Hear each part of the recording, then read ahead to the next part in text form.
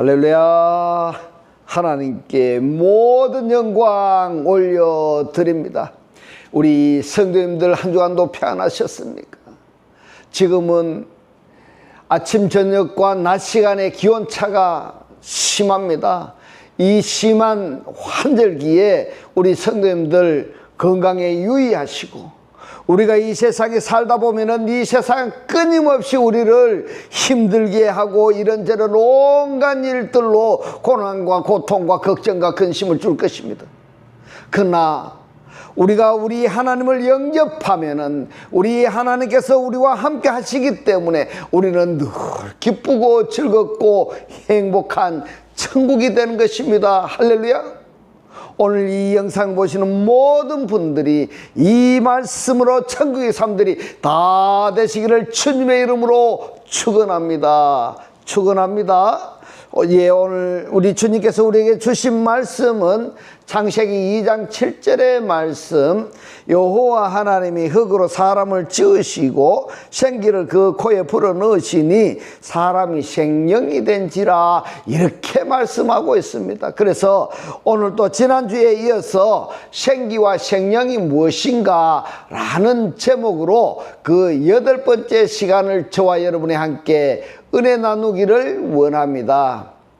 우리들이 지금 살펴보고 있는 것은 창세기 2장 7절의 생기라고 번역이 된 니스마트 하임과 생령이라고 번역이 된 네페시 하야에 대해서 살펴보고 있습니다.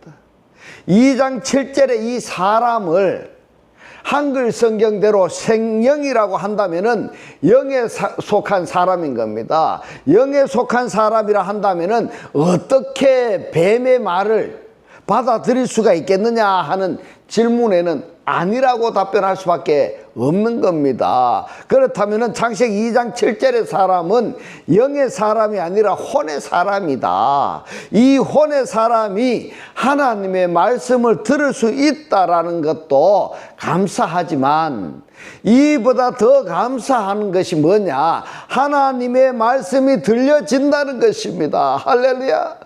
이것이 엄청난 축복인 겁니다. 여러분, 오늘 이 말씀이, 하나님의 말씀이 들려지는지 안 들려지는지 어떤지 한번 자기 자신을 한번 자정해 보시기 바랍니다. 하나님의 말씀이 들려진다는 것은 여기에 대해서 우리가 감사하지 아니할 수가 없는 것입니다.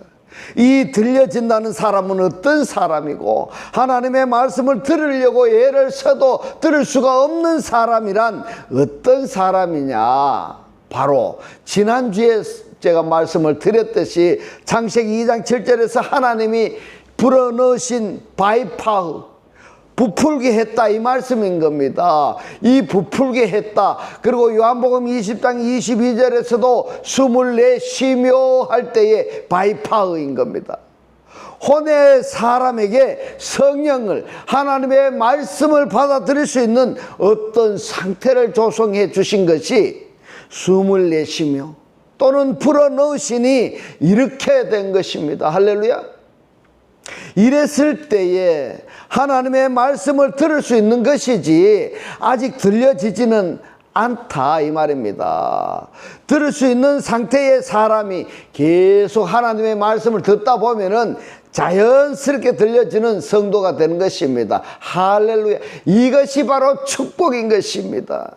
내가 하나님의 말씀을 위해서 들으려고 하지 아니해도 자연스럽게 들려진다는 것이고, 들려진다는 그러한 수준이 되었을 때에 하나님께서 성령 안에서 가르치시고 기억나게 하시고 깨닫게 하시는 역사성인 것입니다. 할렐루야. 그래서 하나님의 말씀이 들려지는 것에 대해서 감사하지 아니할 수가 없다, 이 말인 겁니다. 이제 예정론에 대해서 지난주에 말씀을 드리다가 중간에 그쳤는데요. 예지라는 것이 뭐냐? 예지라는 것은 창세기 1장 27절의 창조의 사람과 영의 사람과, 그리고 창세기 2장 7절의 흑사람, 아파르민나 아다마르 야차를 하신 흑사람을 아신다는 것이 예지인 겁니다. 할렐루야. 그러면은 예정론이란 뭐냐? 예정론은 창세기 1장 27절에 이 영의 사람 중에서 삼복의 대상이 있는가 하면은 오복의 대상이 있다. 이것을 정하셨다는 것입니다. 두 번째 예정론에 가서는 삼복자들에게는 뭘 줬냐? 풀양식을 주셨어요. 오복자들에게는 시양식을 주셨다는 것을, 이것을 예정론의 두 번째인 겁니다. 세 번째 예정론에 가서는 일곱째 날, 창세기 1장입니다. 일곱째 날에 안식하시고 일곱째 날을 복을 주시고 일곱째 날에 거룩한 상태를 예정하셨다. 할렐루야. 바로 이처럼 하나님의 예지에 창세기 1장 2절에 속한 사람, 세상에 살고 있는 이 사람들, 그리고 예정에 속한 사람, 하나님의 택한 사람들이, 이 사람들이 하나님의 말씀이 들려지는 것입니다. 여기에 대해서 감사할 뿐이다, 이 말인 겁니다. 그래서 오늘은 잠언서 3장 6절부터 보겠습니다. 말씀을 보면은 너는 범사의 그를 인정하라 그랬습니다. 이 말씀을 의역해서 설명을 하면은 너는 그의 모든 길에서 그를 발견하라, 이런 뜻인 겁니다. 할렐루야. 너는 그의 모든 길에서 그를 발견하라. 무슨 말입니까? 그의 길이란 뭐냐 하면은 하나님의 삶의 방법 또는 하나님의 역사성 안에서 존재하는 너 자신을 발견하라, 이 말씀인 겁니다. 하나님의 역사성 안에서 존재하고 있는 너 자신을 발견하라. 그래서 이것을 한글성에서 뭐라고 이야기했냐, 번역을 어떻게 했냐 하면은 너는 범사의 그를 인정하라, 이렇게 말씀을 했는데, 이 수준이 아니고 하나님의 역사성에 내 자신이 지금 포함이 되고 있는가. 할렐루야. 다르게 표현해서 너 자신 속에서 하나님이 내적 역사하고 있는 것을 발견하라, 이런 말씀인 겁니다. 이 말씀대로 되어지시기를 주님의 이름으로 축원하는 겁니다. 말씀을 봅니다. 그렇게 하면은, 그리하면은 너의 길을 지도하시리라. 왜 그러느냐? 모든 섭리는 하나님의 뜻대로 이루어지시는 겁니다. 하나님의 뜻대로 이루신다, 이 말인 겁니다. 그렇기 때문에 하나님의 말씀을 영접한 자들에게는 나의 기준으로 좋다 나쁘다 이것이 아니라 하나님의 기준으로 좋다 나쁘다, 선하다 악하다, 뭐 이러한 결정을 해야 되는 것입니다.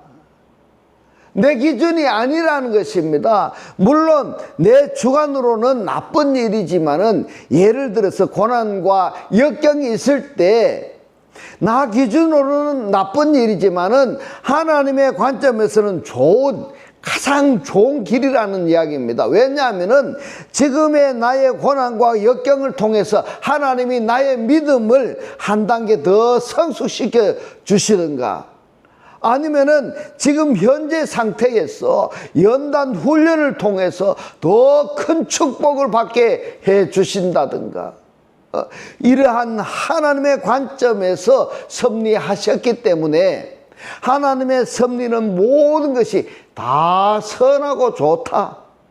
그래서 나를 중심으로 판단하지 말고 하나님의 중심으로 판단하라 하는 것을 말씀드리고 싶은 겁니다. 데살로니가전서 5장 16절로 18절의 말씀을 봅니다. 항상 기뻐하라, 쉬지 말고 기도하라, 범사에 감사하라, 이는 그리스도 예수 안에서 너희를 향하신 하나님의 뜻이니라. 하나님의 뜻이니라, 이렇게 말씀을 하셨는데, 자, 우리가 항상 기뻐하라 했는데 내가 항상 기뻐할 수가 있을까요? 기뻐하라라는 이 단어도 어떤 상태로 우리가 기뻐한다라고 말할 수 있느냐, 이것도 우리가 정의가 필요한 겁니다.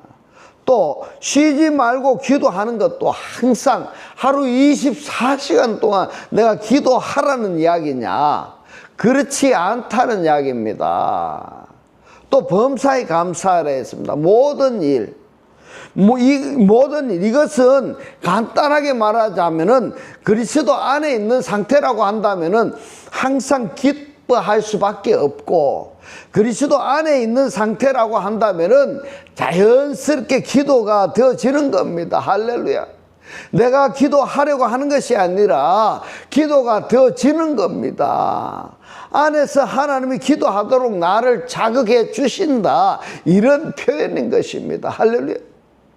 범사에 감사하라, 그렇습니다. 하나님의 섭리대로 나를 인도하시니까 감사할 수밖에 없는 것입니다. 그래서 똑같은 데살로니가전서 5장 16절로 18절 이 말씀이지만, 어떤 사람은 내가 기뻐하려고 하고 내가 기도하려고 하고 내가 감사하려고 하는 사람이 있는가 하면은, 어떤 사람은 그리스도 예수 안의 상태에서 자연스럽게 기뻐하고 자연스럽게 기도하고 자연스럽게 감사하는 삶을 살아가는 사람이 있다. 바로 이 사람이 어떤 사람이냐? 하나님 뜻 안에 존재하는 자다, 이렇게 해설할 수가 있는 것입니다. 그러면 여러분 어떻습니까? 내가 기뻐합니까? 아니면은 자연스럽게 기뻐합니까? 한번 생각해 보시기 바랍니다. 다음에는 마태복음 19장 3절로 6절의 말씀을 봅니다. 바리새인들이 예수께 나와 그를 시험하여 가로되 사람이 아무 연고를 물론하고 그 아내를 내어 버리는 것이 옳으니까, 이렇게 말씀하고 있습니다.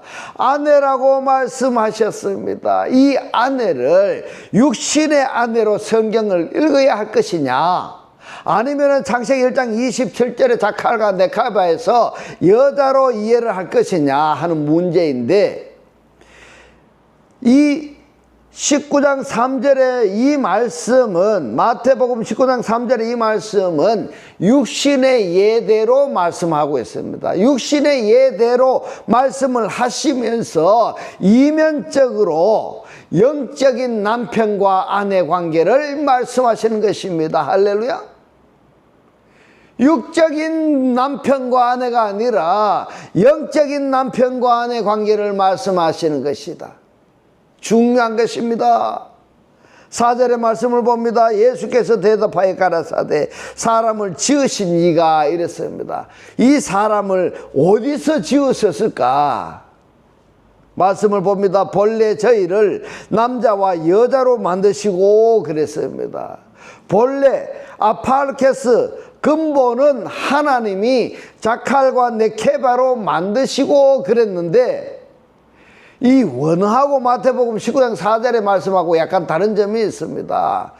자, 만드셨느냐 아니면 창조하셨느냐 하는 건데, 이것은 창세기 1장 27절의 아담을 말씀하는 겁니다. 창세기 1장 27절이라면은 만드시고가 아니라 창조하셨다, 이 말인 겁니다. 할렐루야. 이래서 우리 한글 번역된 성경대로 보면은 사람이 혼돈이 되어서 이해를 못하는 겁니다. 그래서 여러분들께 제가 부탁을 드리고 싶은 것은, 이 목사가 하는 이 원어의 말씀을 구독을 누르시고 반복해서 하루에 한 편씩 꼭 보시기 바랍니다. 우리가 육을 위해서 하루에 3번을 이 코밑에 입으로 밥을 먹고 있지 않습니까?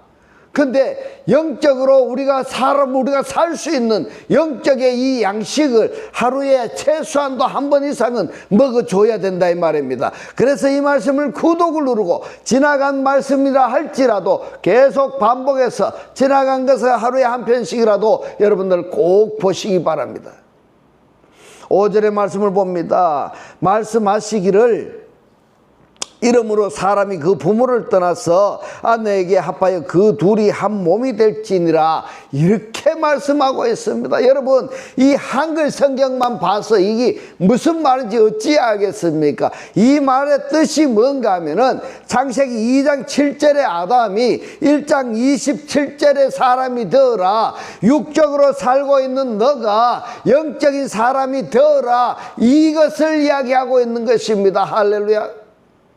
이 말씀이 깨달아지시기를 주님의 이름으로 축원합니다. 이렇게 말씀하신 것을 그러면은 창세기 2장 7절에 이 사람은 아직 그리스도와 그리고 그리스도의 신부가 한 몸이 안 되었다 이 말인 겁니다. 안 되었다.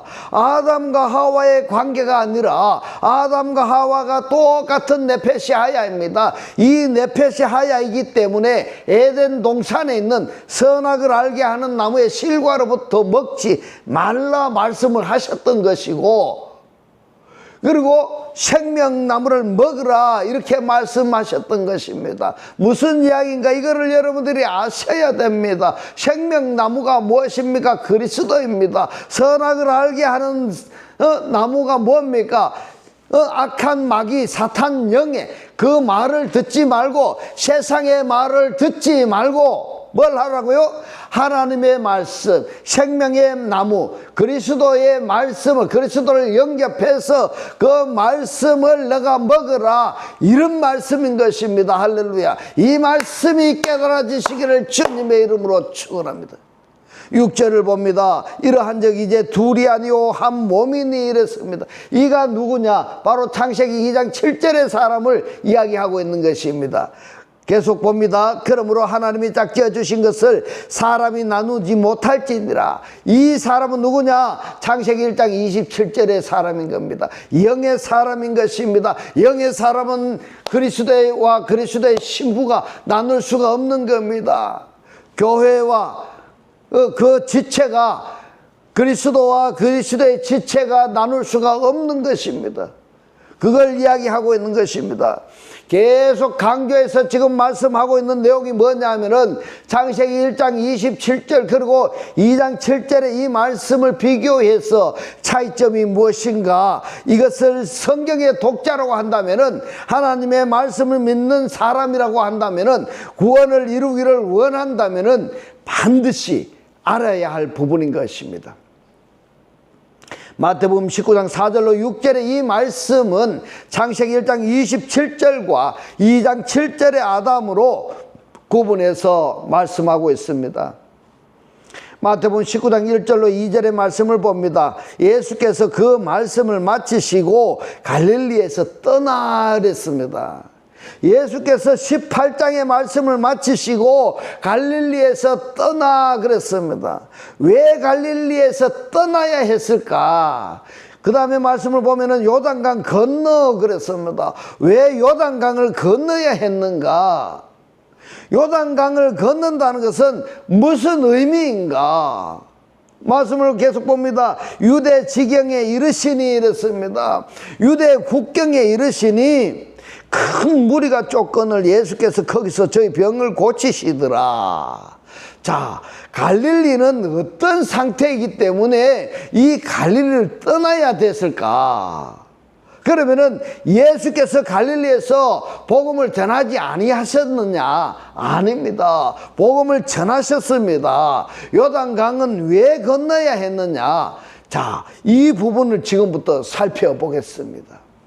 왜 갈릴리를 떠나야 했는가? 이 떠나라고 번역이 된 단어가 뭔가 하면은 메테렌입니다. 메테렌. 이 메테렌이 뭐냐? 사전에 보면은 함께 또는 연합이라는 메타 전치사하고 아이로 들어 올리다, 취하다라고 번역할 수 있는 이 아이로의 합성어입니다. 메타와 아이로의 합성어가 뭔가 하면 메테렌인 겁니다.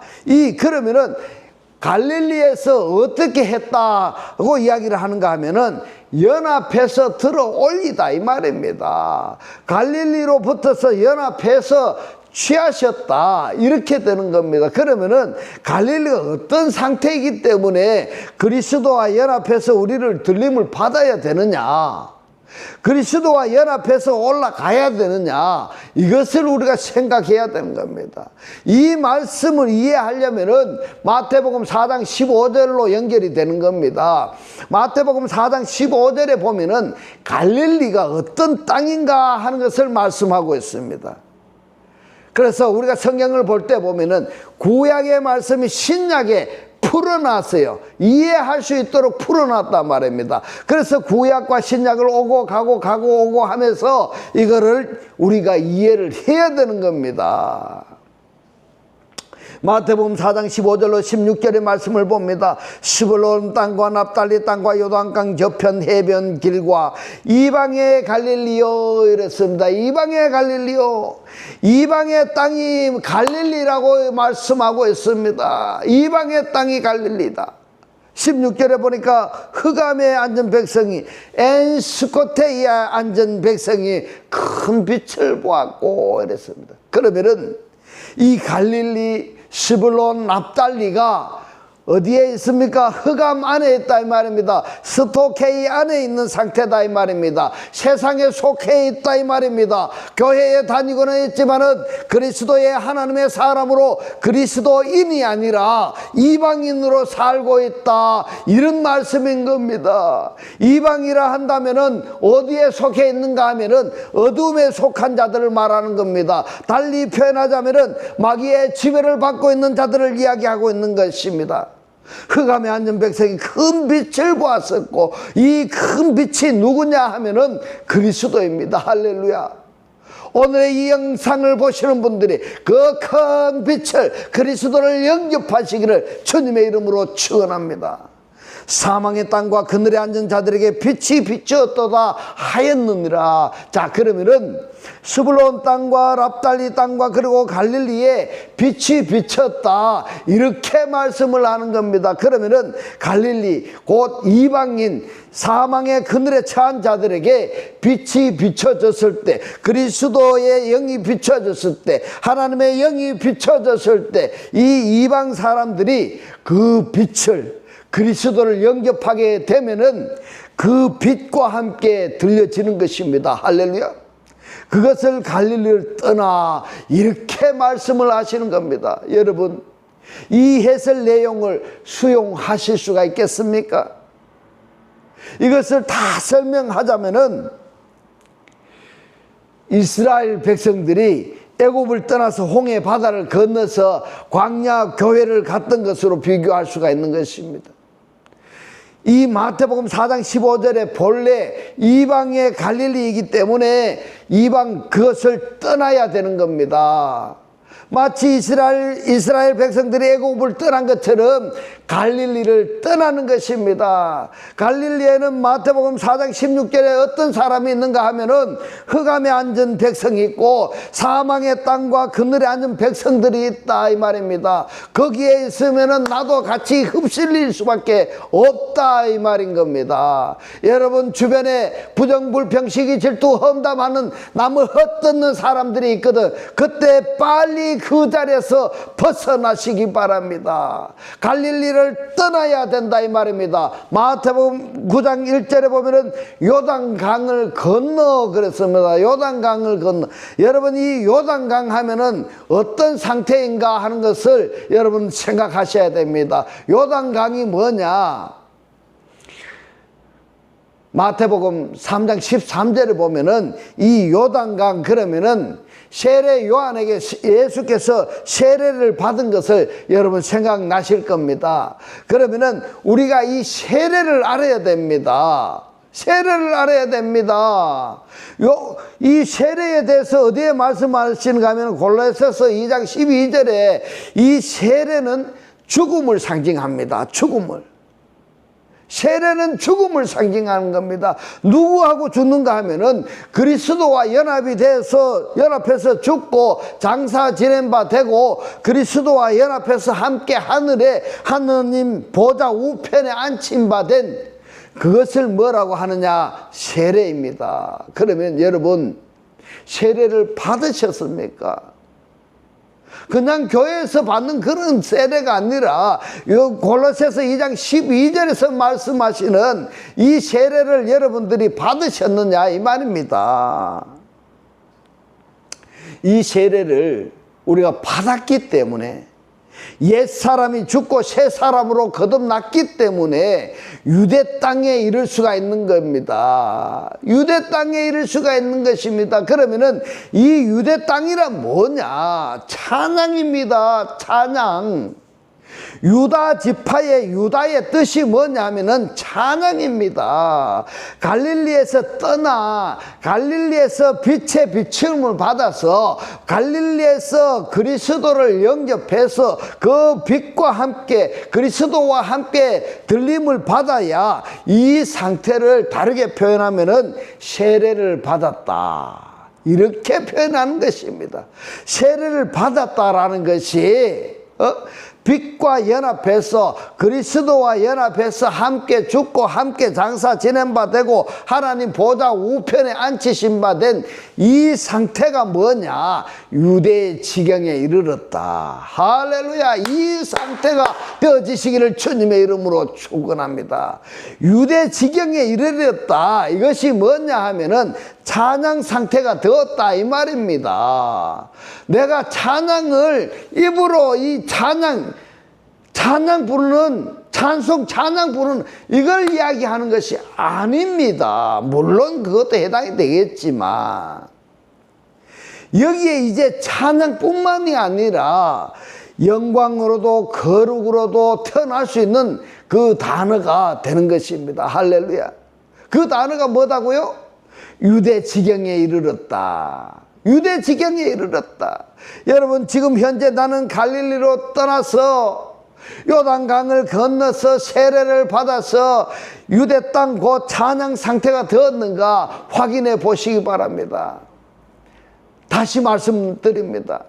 여러분은 지금 갈릴리를 떠나서 무슨 이야기입니까? 그리스도를 영접해서 요단강을 건너 세례를 받아서 유대 땅 찬양 상태가 내가 되었는가 한번 확인해 보시라 이 말입니다.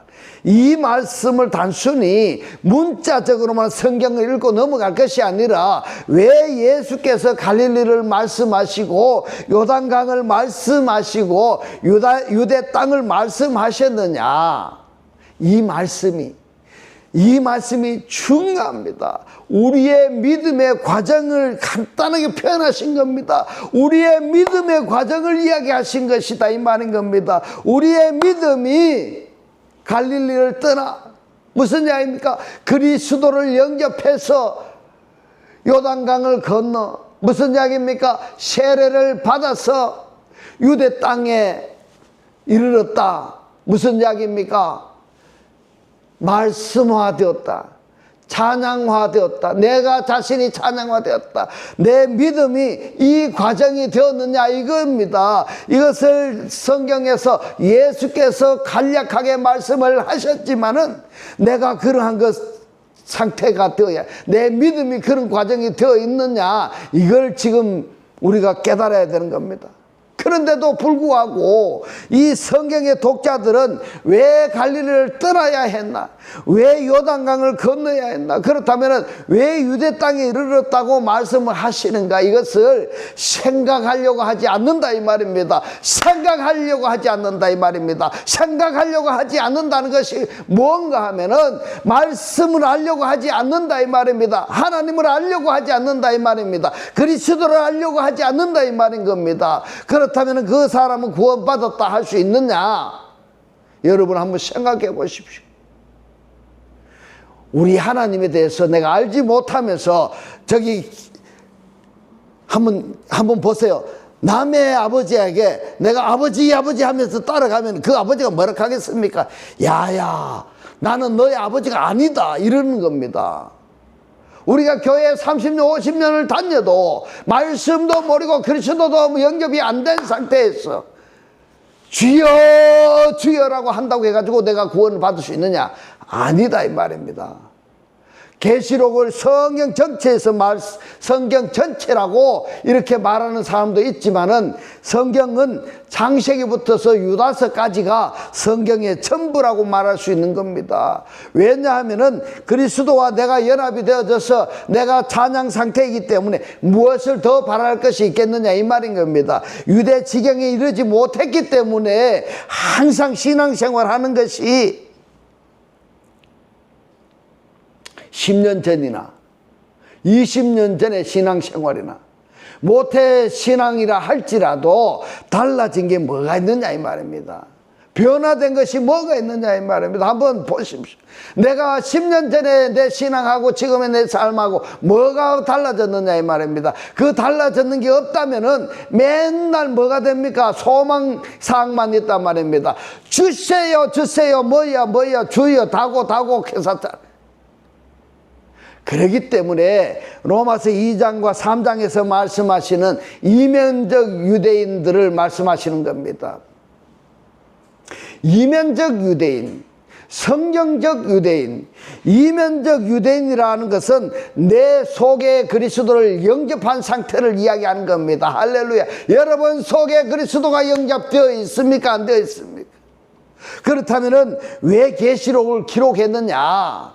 지금까지 우리가 창세기부터 유다서까지 쭉 성경을 읽어 내려왔는데 이제 계시록에서는 뭔가 하면 내가 찬양 상태가 되었나 안 되었나 자기 자신을 확증하는 계시록이다 이 말입니다. 그렇기 때문에 이 계시록을 너무 어렵게 생각할 것이 없다. 이쪽이냐 저쪽이냐 분간만 하면 되는 거다 이 말인 겁니다. 그런데 계시록에서 어떤 신비한 것을 느끼려고 많이 애를 쓰는데 계시록을 기록한 목적을 모르기 때문에 그런 겁니다. 계시록을 기록한 목적을 몰랐다는 것이 뭔가 하면 창세기부터 유다서까지 아직 이 성경에 말씀하시는 예정론이 나에게 하나도 이루어지지 않았다는 이야기입니다. 이루어졌다 한다면은 회개 상태인 겁니다. 그런데 왜 또 회개를 해야 되느냐 이 말입니다. 말씀이 나에게 이루어졌고 그리스도가 내 속에 있다면은 왜 내가 또 회개를 해야 되느냐 이 말입니다. 회개라는 의미를 알고 회개라는 단어를 사용하는지 회개라는 단어의 의미를 모르고 회개라는 단어를 사용하는지 오늘 내가 회개한 것을 내일 또 반복해서 회개한다면은 이것은 진정한 회개가 아니다 말입니다. 그리스도를 내가 영접한 상태라고 한다면은 그리스도의 생각하고 내 생각하고 하나가 되어져야 되는 겁니다. 이것이 회개인 겁니다. 생각이 같아야 되는데 생각이 하나가 되어야 되는데 또 회개할 것이 뭐냐? 그리스도를 내가 영접해가지고 그리스도 생각이 내 생각이고 하나님의 뜻이 내 뜻하고 같이 이루어지고 있다면은 무엇을 우리가 또 회개한다 이 말입니다. 여기서 우리가 생각할 수 있는 것은 파라푸토마 뭡니까? 믿음의 신앙생활을 할 때에 실수하는 것. 사람 실수할 수 있어요. 파라푸토마 죄나 오펠레마타 죄의 빛을 갚지 않은 오펠레마타 이런 것은 생각할 수 있을지 몰라도 원론적인 메타 회개는 이미 다 이루어진 상태다 이 말인 겁니다. 그러면 여러분 나는 지금 오른쪽이냐 왼쪽이냐 영이냐 육이냐 하늘에 속한 자냐 땅에 속한 자냐 자기 자신을 한번 생각해 보시기 바랍니다. 이것을 어떻게 표현하냐 하면 하나님의 말씀이 지금 나에게 들려지고 있느냐 아니면은 내가 들으려고 애쓰고 있느냐 이런 표현인 겁니다. 들으려고 애쓰는 사람은 아직 유다서까지 이루어지지 않은 상태다. 찬양의 상태까지 아직 오지 않았다.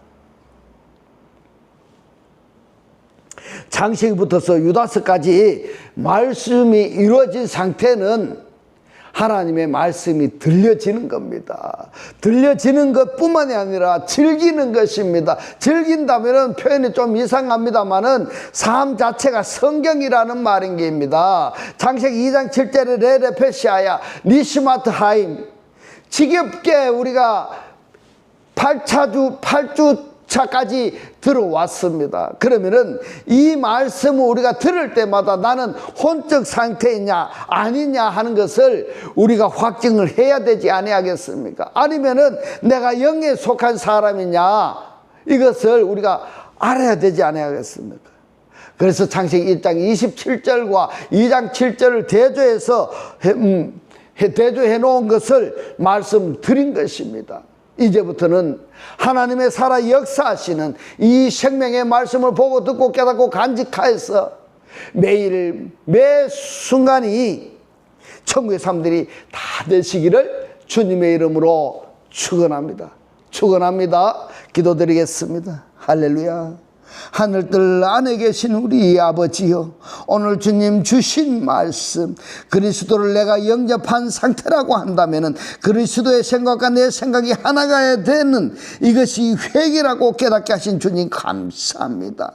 내 안에 그리스도가 그한 상태에서 하나님이 가르치시고 기억나게 하시고 깨닫게 하시는 이것이 성령 충만함을 받은 상태라고 깨닫게 하신 주님 감사합니다.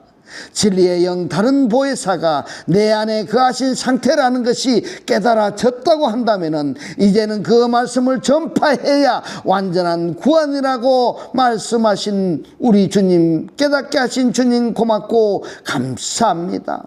주님께서 깨닫게 하신 이 말씀대로 그리스도와 한 몸이 되고 한 떡이 되고 한 영이 되게 하셔서 말씀의 실체로 사라지게 하옵소서. 감사드리며 이 시간도 우리와 함께 하시는 예수 그리스도 이름으로 기도 드리옵나이다. 아멘.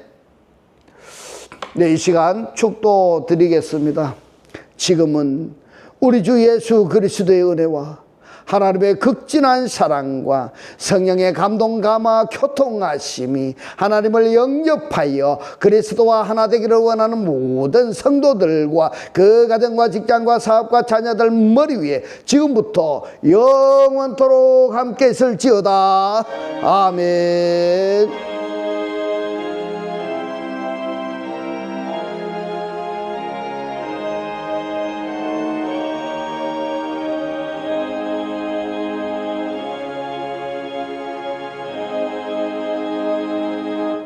할렐루야.